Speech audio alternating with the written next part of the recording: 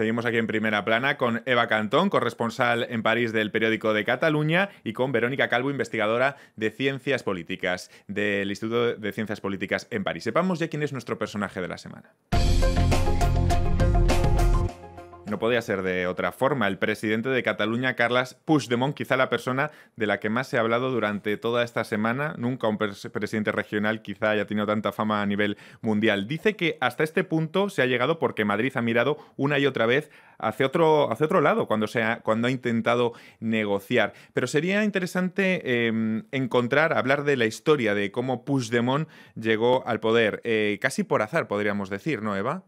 Bueno, llegó por azar y porque fue un poco rehén de las fuerzas, digamos, más radicales que entraron en el Parlamento en las elecciones autonómicas del 2015, que pusieron como condición para apoyar al futuro gobierno que el anterior presidente de la Generalitat, Artur Mas, se apartara, ¿no?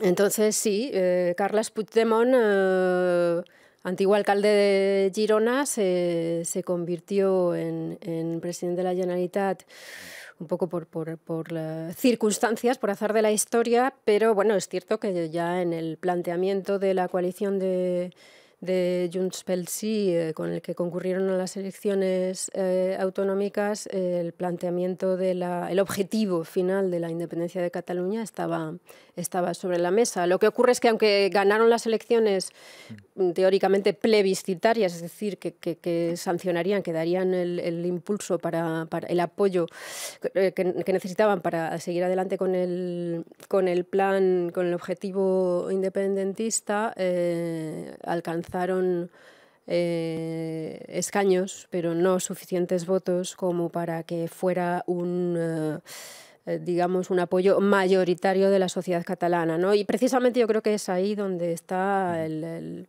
drama, entre comillas, ¿no? de la deriva secesionista, porque el deseo de independencia es un deseo legítimo que se puede defender por una vía, siempre y cuando se defienda por unas vías legítimas dentro del Estado de Derecho y se tenga en cuenta al conjunto de la sociedad. Pero ahora mismo la sociedad está fracturada y ni el enrocamiento de unos ni el inmovilismo de otros favorece a encontrar puntos de entendimiento, ¿no?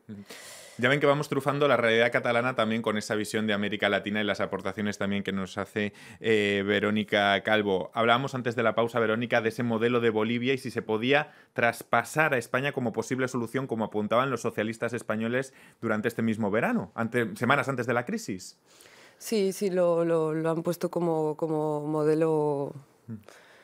como modelo paradigmático para intentar encontrar un nuevo encaje. Bueno, como decía anteriormente, es más bien una vez más el modelo español el que ha un poco orientado, o el que ha inspirado el modelo de autonomías boliviano, ¿no?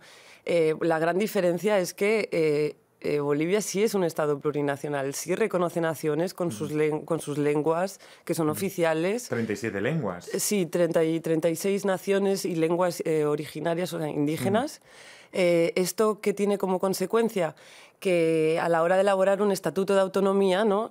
Bueno, primero puntualizar que en Bolivia hay varios tipos de autonomía, ¿no? Autonomía departamental, autonomía municipal y, digamos, la autonomía cultural, o sea, con fundamento cultural, que es la autonomía indígena, originario, campesina. Bueno, resulta que para poder acceder a este régimen de autonomía cultural indígena, los pueblos o naciones indígenas que quieran acceder tienen que redactar un estatuto cuyo esbozo, cuyo modelo es propuesto por el Estado. Tienen que tener un tipo de definición específico a petición del Estado, realmente justificar de ser una nación, de tener una historia. O sea, y una vez que eso digamos que la redacción del estatuto se lleva a cabo, ahí empieza, digamos, un proceso muy complicado en el cual también hay un control de constitucionalidad, es decir, no puede haber cualquier... o sea, no hay realmente autogobierno, digamos. Es una autonomía, es un régimen en el cual hay competencias compartidas con el Estado, con el gobierno central, competencias concurrentes y competencias exclusivas, ¿no?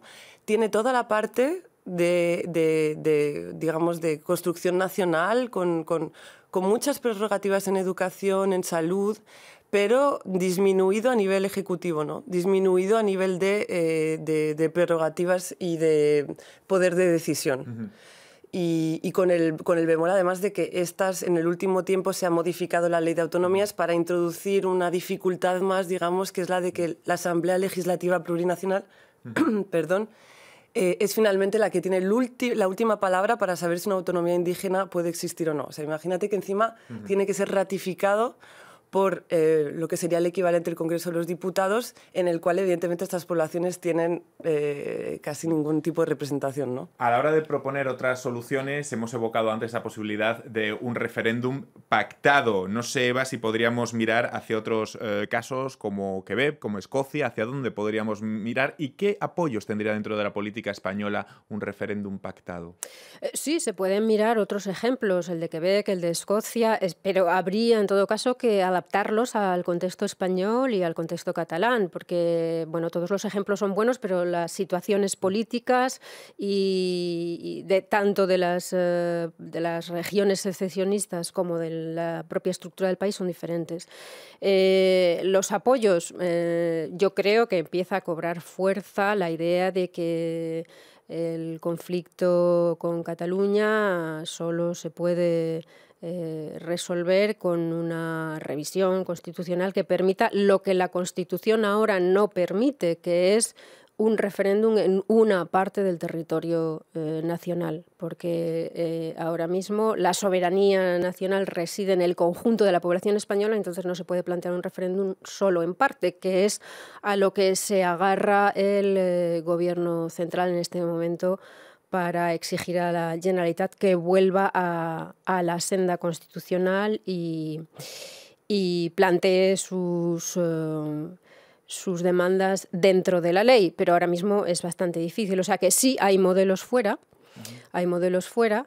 En cuanto a los apoyos que tendría esa vía, es difícil decirlo, porque incluso dentro del Partido Popular hubo miembros del propio gobierno de Mariano Rajoy, recuerdo el anterior, uno de los ministros de Asuntos Exteriores, García Margallo, que llegó a plantear una reforma de la Constitución sin ser escuchado. Dentro del Partido Socialista hay voces en ese sentido. Por supuesto, el Partido Socialista de Cataluña. Y buena parte de Podemos. Y buena parte de Podemos, efectivamente. O sea que habría que ver, pero el principal obstáculo es, como siempre, lograr una mayoría parlamentaria que permita hacer eso. No sé, Verónica, si pudiéramos mirar a Canadá, a esa ley de llegar a un quórum para pactar un referéndum a partir de un porcentaje, mirar unos plazos. ¿Cómo se podría articular todo ello? Claro, lo que muestran los ejemplos de Quebec o de Escocia es que finalmente los gobiernos centrales han accedido a preparar, a plantear referéndums con unos mínimos pactados, ¿no? Con una participación mínima, con un quórum, y también han accedido a entrar en el juego de convencer a la población para que se quede, ¿no? Entonces esto es toda la diferencia, porque si aceptamos las reglas del juego democrático, es decir, ok, pactamos un referéndum, pero realmente con todas las condiciones por las dos partes, y después hacemos una campaña para convencer a la población, ¿no? O sea, el gobierno de Madrid está no solamente cerrado en banda, apoyado en la ley y en la ilegalidad del referéndum, pero también está negando una posición democrática, que es decir, vamos a hacer un ejercicio de convencer a la gente, ¿no? Un ejercicio simplemente político, podríamos decir. Político, claro. Sí, efectivamente. Lo que ocurre es que cada parte está hablando para su propio electorado y para su propio público. Entonces, desde el gobierno de la Generalitat, es verdad que han logrado construir un relato mucho más ilusionante, ¿no? Porque en el fondo el nacionalismo toca una fibra sensible. Por parte de Madrid se han escudado en tengo la ley, tengo la Constitución, me voy a parapetar en esto y voy a exigir al otro que ceda.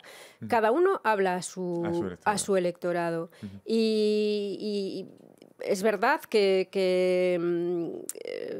he perdido el hilo, lo siento. No, pero me parecía interesante lo que estabas diciendo antes de la postura de Madrid, que se resume un plano judicial. Sí, exactamente. No ha tenido primero en cuenta que hay una demanda en Cataluña. Hay una demanda que hay que canalizar de alguna manera. Es decir, el problema existe. Hay un anhelo que hay que tratar. Entonces, yo creo que ha sido absolutamente contraproducente, o sea, una estrategia desde mi punto de vista errónea, porque estás, si quieres, fabricando más independentistas que si hubieras hace unos años reconducido ese deseo de los catalanes por expresarse